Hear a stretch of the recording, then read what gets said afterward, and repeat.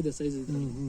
ಇದು ಬರೀ ಸೌಂಡ್ ಮಾಡೋದು, ಜೇನುತುಪ್ಪ ತಿನ್ನೋದಷ್ಟೇ ಇದ್ರ ಕೆಲಸ. ಗಂಡು ನೊಣದ್ದು ಇದು ನೋಡಿ ಬಿಡ್ತಿದ್ದಾಗ ಎಷ್ಟು ಇದಾಗುತ್ತೆ. ಇದು ನೋಡಿ ಇದೆಲ್ಲ ಹೌದು ಗಂಡು ನೊಣಗಳಿದು. ಇದು ಜಾಸ್ತಿ ಆದಾಗ ಈ ತರ ರೆಕ್ಕೆ ಕಿತ್ತು ಕೈ ಬಿಡ್ತೀವಿ.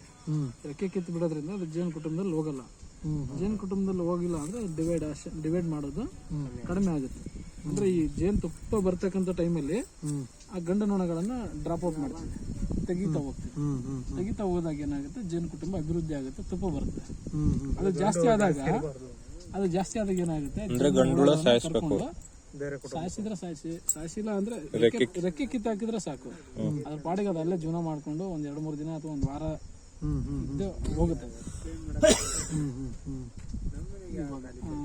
ಅದನ್ನ ರೆಗ್ಯುಲರ್ ಆಗಿ ಮಾಡ್ತಾ ಇರ್ಬೇಕಾ? ಇಲ್ಲ ಸರ್, ಇಲ್ಲ. ವೀಕ್ಲಿ 1 ಟೈಮ್ ನೀವು ಓಪನ್ ಮಾಡ್ತೀರಾ. ಒಂದು ವಾರಕ್ಕೊಂದ್ಸರಿ ನೀವು ಅದನ್ನ ಓಪನ್ ಮಾಡ್ತೀರಾ ಜೇನು ಪೆಟ್ಟಿಗೆನ. ವಾರಕ್ಕೊಂದ್ಸರಿ ಓಪನ್ ಮಾಡಿದಾಗ ನಿಮಗೆ ಇದ್ರಲ್ಲಿ ಏನಾದ್ರೂ ಮಿಸ್ಟೇಕ್ಸ್ ಇದ್ರೆ, ಯಾವ ತರ ಗೂಡ್ ಕಟ್ಟಿದೆ, ಒತ್ತೊತ್ತಾಗಿ ಕಟ್ಟಿದ್ರೆ ಅದನ್ನ ಚಾಕುವಿಂದ ಸ್ವಲ್ಪ ರಿಮೂವ್ ಮಾಡೋದಾಗ್ಲಿ, ಆ ತರ ಮಾಡ್ತಾ ಇರ್ಬೇಕಾಗುತ್ತೆ. ಅದಾದ ನಂತರ ಇನ್ನೊಂದು ಕೆಲಸ ಏನಿದೆ ಈ ಜೇನು ಕುಟುಂಬದಲ್ಲಿ, ಈ ಕೆಳಭಾಗದಲ್ಲಿ ಏನು ಅಡಿಮಣೆ ಅಂತ ಕರಿತೀವಿ, ಅಡಿಮಣೆನ ವಾರಕ್ಕೆ ಒಂದ್ಸರಿ ನೀವು ಕ್ಲೀನ್ ಮಾಡ್ಕೋಬೇಕಾಗುತ್ತೆ. ಅದೊಂದು ಕೆಲಸ. ಅದು ಬಿಟ್ರೆ ಮತ್ತೆ ಏನು ಕೆಲಸ ಇರಲ್ಲ. ತುಪ್ಪ ಬಂದಾಗ ಅದು ತೋರಿಸ್ತೀನಿ ಸರ್. ಈ ತುಪ್ಪ ಬಂದಾಗ ತುಪ್ಪ ತೆಗಿತಕ್ಕಂಥ ಕೆಲಸ. ಆಮೇಲೆ ಡಿವೈಡ್ ಮಾಡ್ಕೋಬೇಕು ಅಂದ್ರೆ, ಜೇನು ಕುಟುಂಬ ಜಾಸ್ತಿ ಮಾಡ್ಕೋಬೇಕು, 5 ತಂದಿದ್ರೆ 10 ಮಾಡ್ಕೋಬೇಕು ಅಂದ್ರೆ ಈ ತರ ಫುಲ್ ಆದ್ಮೇಲೆ 6 ಫ್ರೇಮ್ಗಳು ಫುಲ್ ಆದ್ಮೇಲೆ ಇನ್ನೊಂದು ಖಾಲಿ ಪೆಟ್ಟಿಗೆ ತಗೋಬೇಕು. ಖಾಲಿ ಪೆಟ್ಟಿಗೆ ತಗೊಂಡು ಇದರಲ್ಲಿ ಇರ್ತಕ್ಕಂಥ 3 ಫ್ರೇಮ್ ಹುಳಗಳನ್ನ ಇನ್ನೊಂದು ಖಾಲಿ ಪೆಟ್ಟಿಗೆಗೆ ಹಾಕಿ ಇಲ್ಲಿಂದ ಒಂದು 2 ಕಿಲೋಮೀಟರ್ ಯಾವ್ದಾದ್ರು ತೋಟಕ್ಕೆ ಇಟ್ಕೋಬೇಕು. ಒಂದು ಫ್ಯಾಕ್ಟ್ರಿ ಇದೆ ಅಂದ್ರೆ ಅಲ್ಲಿ ಇಟ್ಕೋಬೇಕು.